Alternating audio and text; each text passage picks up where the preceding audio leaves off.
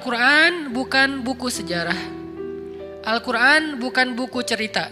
Tapi Al-Quran adalah pelajaran dalam ayat-ayat yang suci. Sehingga kisah-kisah yang diangkat oleh Al-Quran bukan hanya menyuguhkan alur-alur cerita ataupun adegan-adegan yang klimaks. Tapi kisah-kisah yang diangkat oleh Al-Quran, baik yang panjang ataupun yang sekilas saja, pastinya termuat di dalamnya banyak hikmah, banyak pelajaran. Dan sesuatu tidak akan menjadi pelajaran kalau baru sekedar dihafal. Sesuatu tidak disebut pelajaran kalau sekedar kita mendengar lalu menjadi tahu. Dan itu namanya wawasan, tsaqafah. Sesuatu baru disebut menjadi hikmah, menjadi pelajaran ketika dia membentuk rasa. Pelajaran itu dimulai dari membentuk rasa, bukan hanya ketika dihafal atau sekedar diketahui. Itu belum menjadi.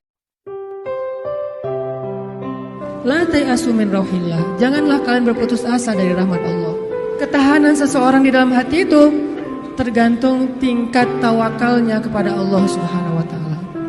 Makin dia bergantung kepada Allah, makin dia woles, makin dia gak gampang putus asa ketika punya masalah. Kenapa?